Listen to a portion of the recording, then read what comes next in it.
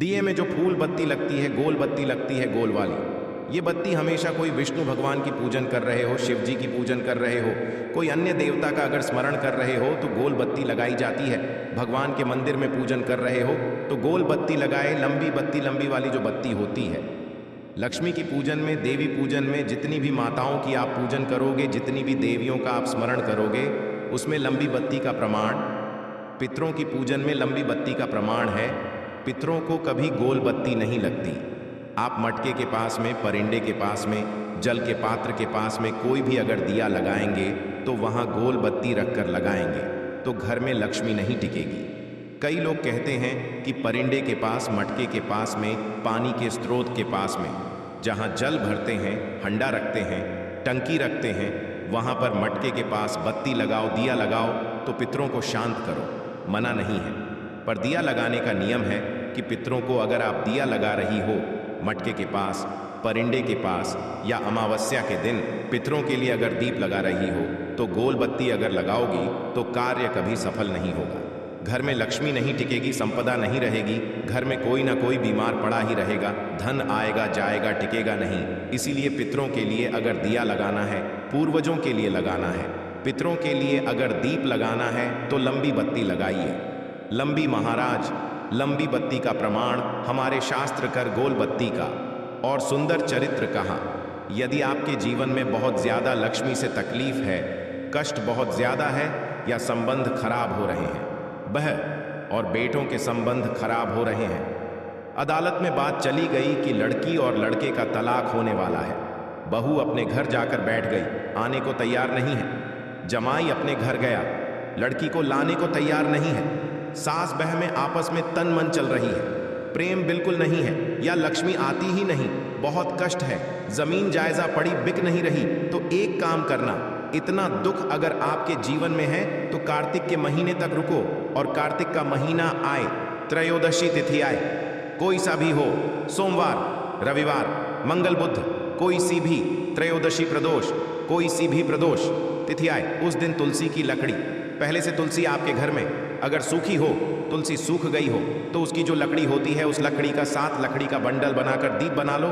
लकड़ी का दीप मतलब लकड़ी पतली पतली डालियों को लेकर कच्चे सूत से उसको बांध कर घी में डुबाकर 2 कार्तिक के महीने में शुक्ल पक्ष की त्रयोदशी तिथि जब आए, प्रदोष का जब व्रत आए, उस दिन भगवान के मंदिर में, शिव मंदिर में नहीं, भगवान किसी भी देवता के मंदिर में, विष्णु के मंदिर में, नारायण के मंदिर में, कृष्ण मंदिर में, राम मंदिर में, किसी भी मंदिर में मंदिर ना हो तो अपने घर के मंदिर में शाम के समय पर उस तुलसी की लकड़ी का दीप दिया भरकर घी डालकर जो दीप प्रकट कर देता है, जला देता है, दीप को प्रज्वलित कर देता है, उसके घर में कभी संपदा की कमी नहीं होती। महाराज विष्णु पुराण में स्पष्ट लिखा है, इसलिए शायद कहा जाता है कि भगवान को सर्वश्रेष्ठ कौन सा चंदन अच्छा लगता है, भगवान को सर्वश्रेष्ठ चंदन कौन सा प्रिय है, वो कौन सा चंदन है जो भगवान विष्णु को लगाए, राम को लगाए, कृष्ण को लगाए, वो कौन सा चंदन है जो श्री हरि को लगाया जाए। तो जीते जी भगवान विष्णु एक बार गले लगाते हैं, उसको कहते हैं हरिचंदन। कौन सा चंदन है? हरिचंदन। हरिचंदन बाजार में नहीं मिलेगा, हरिचंदन आपको बनाना पड़ेगा। कैसे बनाना है?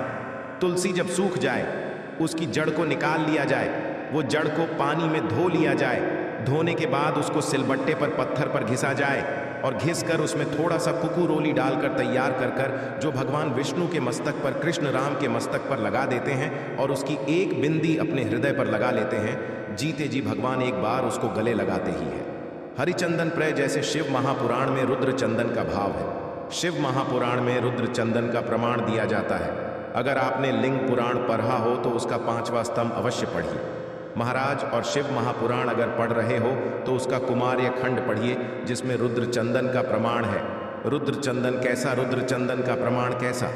तो महाराज कहाँ चंदन घिसकर, पीला चंदन घिसकर उस चंदन को 3 मुखी रुद्राक्ष पर लपेट लिया जाता। 3 मुखी रुद्राक्ष चंदन को लपेटा जाता है।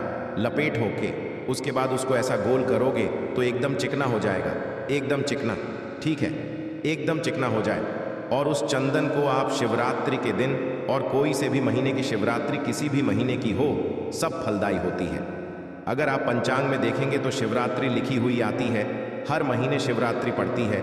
किसी भी महीने की शिवरात्रि पर रुद्र चंदन अर्थात जो चंदन का आपने 3 मुखी रुद्राक्ष में लेपन करा है उसका गोला बनाया है।